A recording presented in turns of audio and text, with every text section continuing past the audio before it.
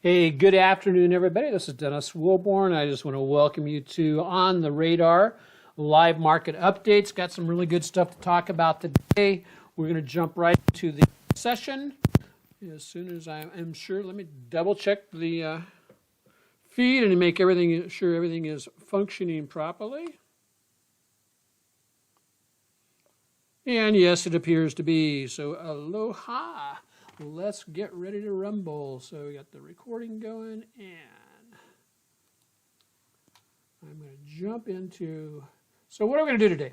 Basically, I want to take a look at three different things. One, of course, is I want to take a look at the indexes themselves to see if they're flashing any signs of weakness or flashing any signs of strength.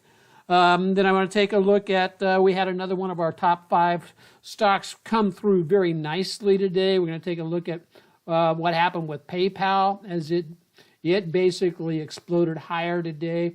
Give you a little bit of information about how the top 5 works. And then I'm going to answer a question. There are 3 things that beginning traders oftentimes struggle with. And part of the reason they struggle with it is because they don't have written rules, but we're going to get into that. And then hang on. I'm going to answer the question, is it time for you to censor Twitter? Uh-oh, did I say something wrong? No, we're going to take a look at what's going on with, Twitter has never, well, anyway, we'll get back to that in just a moment. Let's take a look at first the indexes. I'm looking at a daily chart here of the indexes, and this is, the ETS for the indexes, and I basically do 3 tracking indexes. The Dow basically goes right along with the S&P and the NASDAQ. And so I highlight and I go to, preferably, I go to the S&P, I go to the NASDAQ, and I go to the Russell. Those are my 3 tracking indexes. As we can see here, this was last Friday, we have a hanging man. Let me blow this up just a taste. Just a taste, give us a little bit better perspective on what we're looking at. Yeah, that's a little bit better.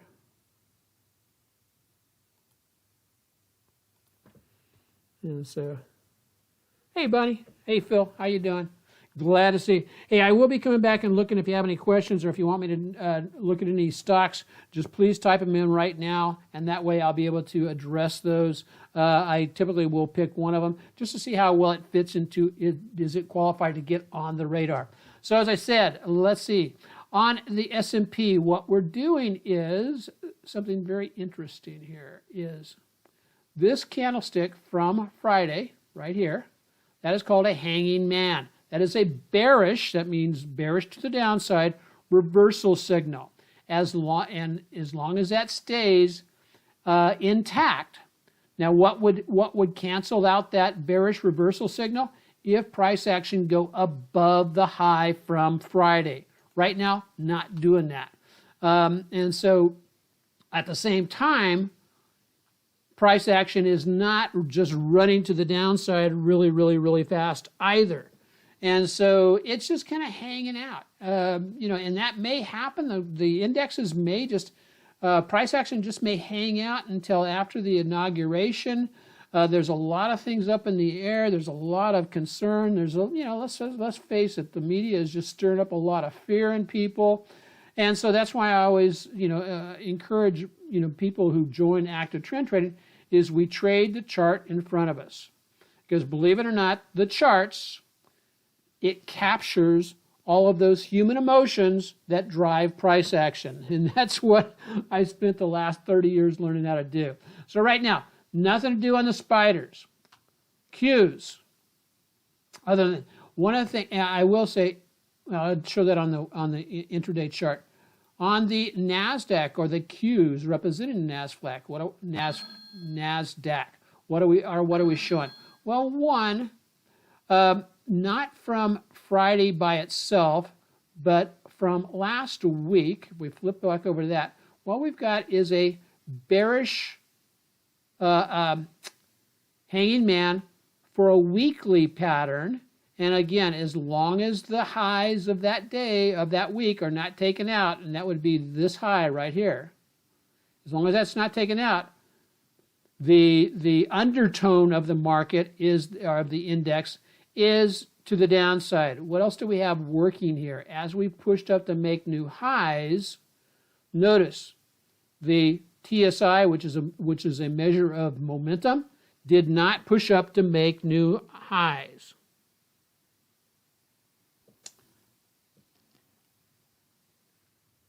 And so, Phil, the ticker is right here, buddy. Right there. You should be able to see that. Or maybe you can't see that. If not, thank you for letting me know that.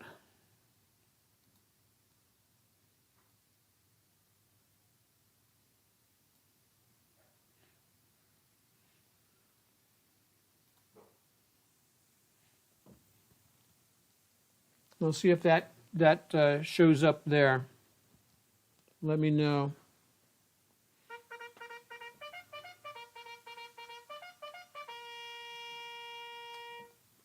Okay, there you go. That is showing up. Let me move that over just a taste. So hopefully you can see the whole enchilada there.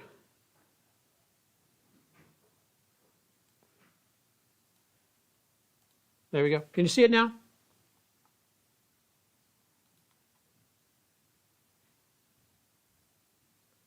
Okay, thank you for letting me know that. So the Qs, what are we doing with the Qs? The Qs are pushing up. They did come out and test support here at the 311 level. Now are pushing back up towards the highest. Will they get up there? We don't know yet. We do know that the negative divergence on the momentum, and what that means is even if price actions are going up, the momentum is coming out of the move higher. So much like an airplane that's going into a steep climb, the momentum is coming out of that climb, and it'll start slowing down, and eventually it will tip over and start dropping back down. Now, does that mean it's going to fall out of the sky? No, not necessarily. But what it does mean is that it could very well, provide a move to the downside. And so I'm going to stop messing with this. Hold on just a second.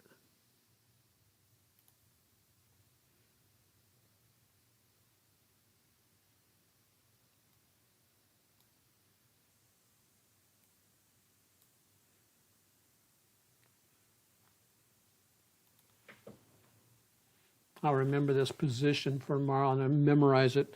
So that's what we got going on the Qs. Not nothing to write home about, nothing to get concerned about. Where would I be interested in buying the Qs? That's another thing that you should, or the NASDAQ. I would be interested in buying the NASDAQ basically down here along the 20-day moving average. That's that kind of pinkish, purplish line right there. It is currently sitting at about 311. Why is that the case? Well, one is price action has respected that point on that moving average, and so that makes it a great place to target our opportunity to get into the trade for a bounce higher. So then IWM, and this is where I'm going to click over to IWM. Okay, this is looking very interesting for the day. One, we did not have a bearish reversal signal on Friday with IWM. It was close. Price action went ahead and broke out and now appear to be reversing back down. If price action continues going the way it is, we are going, and it closes at where it's at right now to $208.05. That would give us a bearish engulfing or a dark cloud. That is a bearish reversal signal that will look to, we'll look for things to go down to the downside. Where would I anticipate it going? Well, again, we want to look to the left, and we have support at 205. So we could get a fall all the way to 205. Next level of support is down here at about the 201 level, right here, this high right there, and that's 201.16. Pop over to the, and this is one of the things you can learn from utilizing, I use a 30-minute chart, not to trade specifically to day trade or anything like that, but I use it to identify hidden levels of support and resistance where price action could be indicating, hey, I'm going to go lower. The price action that we see here, there we go, right there, those two lows right there, that is a swing low. And right now, price's action is breaking below that swing low. Here's another one, price action. Okay, if we get down to this price action, this swing low right here, which is at 209.24, and it breaks below it, then it's probably going to go on our way down and test at the 207.50 level. So that's what I'm looking at specifically for the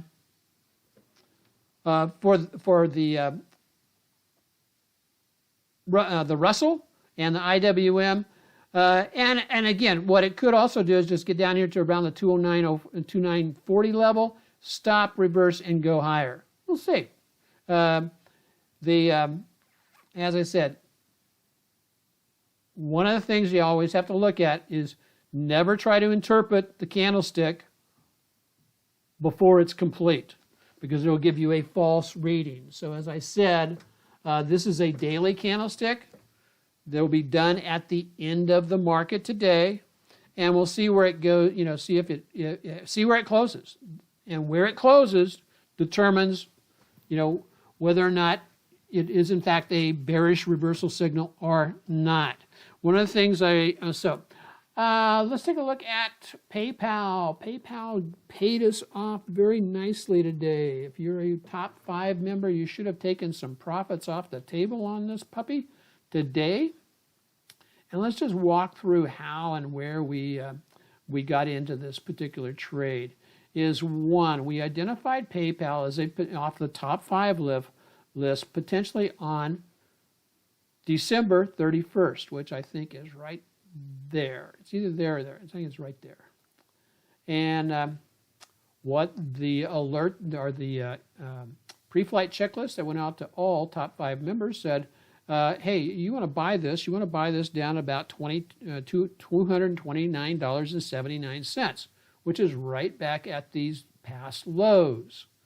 On the 4th of January, which is this day right there, the 4th, price action did go down and hit the 229.79 level, and then it bounced up a little bit, bounced down a little bit, and did not trigger our stop loss.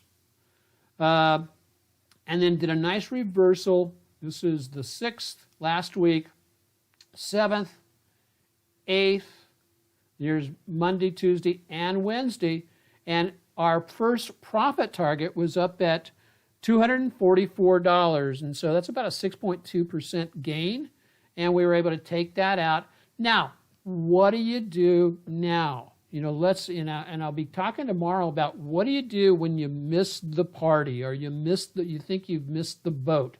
How do you set up for the next opportunity? I'll be talking about that tomorrow live on the radar. Part of the clue is, I'll just throw you a line up there, is I want to basically know what was my level for the breakout, which is right there. That level of breakout should, or the level of breakout above that, so I've got a little range there. Those two, that little, between those two lines should give us a opportunity for a potential trade to get into a new trade if we get the proper reversal off the intraday charts. One of the things I want to just chat about really quickly is that, as I said, new traders oftentimes,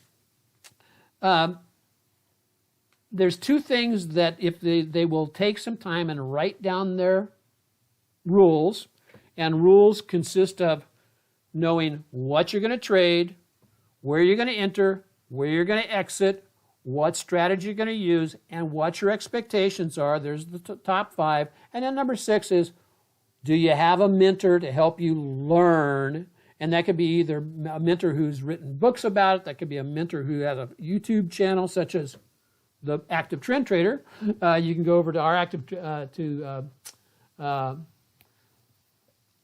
Market Tech Talk, our YouTube channel, and I have basically some training videos over there to help you understand how to become a better trader. Anyway, if those 5 things, you have to have those 5 things in place. What I see in new traders is a couple of things. One is they don't know how to be a winner. They don't know how to be a winner at stocks. They will watch a stock take off and it goes up 5, 10, 15%. And then they kind of, since they are not trading by written rules, they don't know what the heck to do. So they don't know when to take profits. They don't know when to take losses. And so if, one of the things I coach and teach at Active Trend Trading is I take a small piece of the profits off the table. Then once I've taken off that initial set of profits, I make the rest of the trade break even. And it makes it a lot easier. And the people who trade with me, if they're applying those rules, they never feel like a deer in the headlight of going, oh, I don't have a stop in place, or oh, I don't have a trailing stop in place, or oh, I don't have a profit target identified. So they need to learn how to, 1, take a loss, and 2, they need to learn how to protect their profits.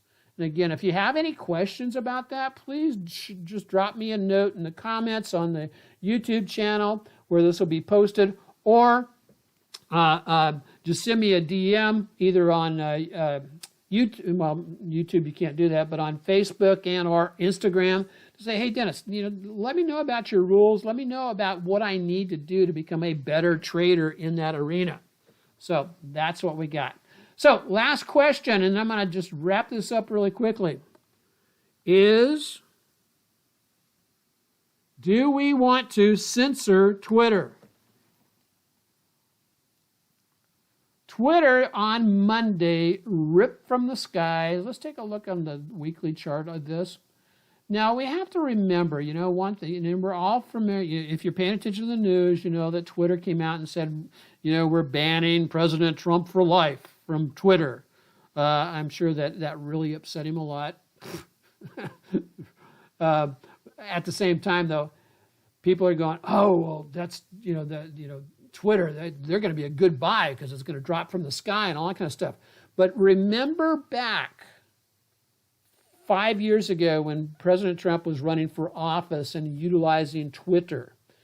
At that time, Twitter was it was a crappy company fundamentally wise, but their profits were just, their income, their revenue, all that kind of stuff, really, not very good. And actually, they were going down the toilet as a company. Well, guess what? In reality, nothing has changed. And with Twitter, what's going on with Twitter is that, the old adage of don't bite the hand that feeds you. Twitter became more popular again. Why? Because President Trump was using it as his platform to get out information to folks. Now, and so now Twitter says, hey, cut off their nose to spite their face. And so what do we want to do? Well, first of all, before I could make that determination, I wanted to take a real quick look at what, how has the fundamentals on Twitter changed? And one of the areas I, go to look at to see how fundamentals is the Investor Business Daily stock checkup. If I pull up Twitter, see Twitter, I pull that up. Let's just let, Investor Business Daily tell us how Twitter's doing. As you can see that on a composite rating, which covers a lot of different stuff, Twitter rates 54. In the group that it's with, which is basically, provides public real-time platform creation, blah, blah, blah. It's an internet company. It is number 21, so it's not even in the top 5. Baidu, Time, Tencent, Yalla, as a group, as you can see, it's actually doing pretty good. Out of 197 groups, this particular industry group is doing okay. They're number 45. So Twitter turns out to be a crappy fundamental stock in a sector that's actually doing above average. And I go in and I look at that and I say, so do I want to buy Twitter? And you know, my thought is, well, heck no, I don't. I want to be looking for opportunities to take a bearish position in Twitter. Where would that be? That's where the next question comes. Is I'm going to look for a rally up into the 8 and 20 and maybe the 50-day moving average. We have a gap down here, so I'm going to be looking for any type of rally up towards the $50 level. And as you can see, as these moving averages continue to fall, that is where it should run into that resistance. And that's where I want to, if I get a proper reversal, I want to jump all over Twitter, but to the downside. I'm not going to touch this stock right now to the upside because why? Stocks with crappy, and excuse the French, but with crappy fundamentals, when the market or when they go into a correction, there's nothing to support them. The value isn't there. Therefore, they go crashing to the floor. How far could Twitter fall? Well, one, downside target, 38.76. Next downside target, 34.23. And ultimately down here at this last support level, 28.58. Can you make some money to the downside on Twitter? You betcha. Hey, Phil and everybody else, thanks for joining today. That concludes this. I hope that makes some sense to you. Please give us a thumbs up or give us a heart, share, and also save if you're watching us on Instagram. If you're watching us on YouTube, please subscribe to the YouTube channel. We do this thing every day, and I hope you enjoyed it. And if you have a stock you want us to look at, please send me an email, send me a text, send me a DM saying, hey, Dennis, take a look at this stock, and we'll see if your stock is worthy of making it on the radar. Aloha. God bless everybody.